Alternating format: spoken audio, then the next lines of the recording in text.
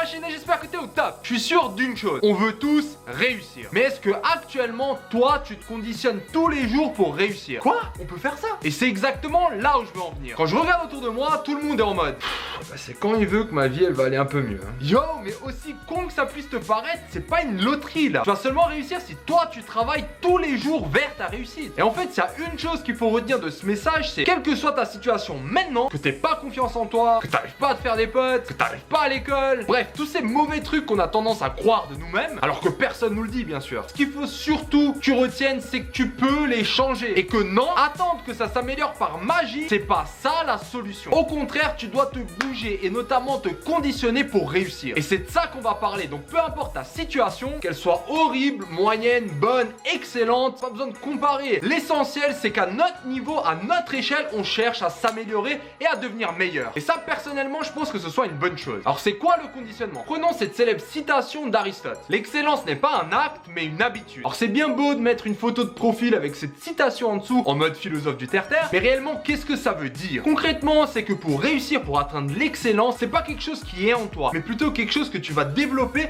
à travers tes habitudes. Donc la grande question, c'est est-ce que actuellement, toi, tu as les habitudes pour réussir? D'ailleurs, est-ce que tu connais au moins tes habitudes? M'en bats les couilles. Alors explique-moi comment tu veux atteindre un objectif ambitieux si toi-même t'es même pas au courant de ta situation actuelle. Je prends un exemple parfait. Il y a quelques mois, j'ai eu l'occasion de parler avec un gars, on va l'appeler Younes. Le gars a 15 ans, il était chaud dans le sport, il voulait aussi faire son petit bise à côté. Bref, très ambitieux dans les paroles. Et plus il me parlait, plus je me chauffais. Et il y a un moment, on s'est assis, j'ai sorti une feuille et j'ai commencé à lui poser des questions sur son quotidien. Ah mais toi tu pètes un câble en fait. Mon objectif c'était vraiment de l'aider pour voir si ses actes et ses paroles étaient en accord et allaient dans la même direction. Après quelques minutes, il m'a raconté un peu sa journée classique en semaine et aussi pendant le week-end. Grosso modo, les cours, voir un peu les potes, les réseaux sociaux et la télé. Alors pour connaître le conditionnement d'une personne, ça ne suffit pas, il faut aller plus loin. Donc j'ai commencé à lui demander exactement quel type de contenu il consommait sur les réseaux. C'était du divertissement, tout ce qui est cancer pour se changer les idées. Ensuite, je lui ai demandé à la télé ce qu'il regardait et ça passait par quelques télé-réalités et aussi du divertissement pour changer les idées. Au niveau de ses potes, bah ils passaient du temps ensemble, ils squattaient tranquillement, de temps en temps ils faisaient un peu de sport ensemble. Première conclusion de Younes, on avait d'un côté ses ambitions et ses objectifs, vraiment magnifiques, et de l'autre côté, ses actions qui dictaient son quotidien. Autrement dit, son conditionnement journalier. Donc en gros, je peux plus me divertir, c'est ça? Attention à vraiment bien comprendre la conclusion. Je cherche pas à te dire maintenant, au lieu de te divertir avec des conneries, va lire un livre. Je sais que ça, c'est quasiment impossible. Comprends qu'il n'y a rien de mal de regarder des conneries sur internet ou à la télé. C'est compréhensible qu'on ait tous besoin un peu de s'évader. Mais le gros problème, et ça peut-être que tu le verras aussi dans ton cas, une fois que tu auras fait les deux listes devant toi, tu passes pas du temps sur des conneries de temps en temps. Non, t'es en train de te conditionner de conneries. Donc ce qui à la base est censé être un divertissement, quelque chose de rapide, c'est devenu ton carburant. T'es en train de conditionner toute ta vie et de te nourrir avec une pompe à merde. Ah! Et là, il y a quand même une grande différence, tu trouves pas?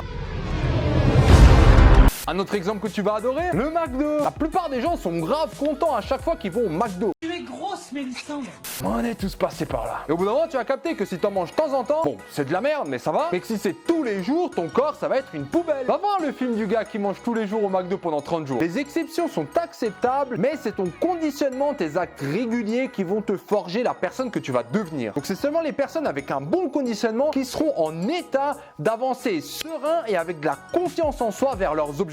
Et ce qui détermine essentiellement ton conditionnement, c'est sur quoi tu te concentres tout au long de tes journées. Est-ce que tu penses à des émissions débiles ou des dramas? Est-ce que tu penses au nombre de likes que tu te fais sur ta photo Insta? Ou est-ce que tu te plains sur ta situation, à quel point rien ne va dans ta vie? Même si c'est souvent les choses les plus simples à faire, comprends qu'avec un tel conditionnement, tu vas aller droit dans le mur. Et le point clé aussi à ne pas oublier, c'est que ton état va aussi déterminer les gens qui t'entourent. Parce que oui, fondamentalement, les gens qui ont les mêmes attitudes ont tendance à s'attirer. Donc dis-toi qu'actuellement, si tu es dans un groupe de personnes où tu as l'impression que tout le monde se tire vers le bas, c'est que ces personnes, c'est toi qui as fini par les attirer.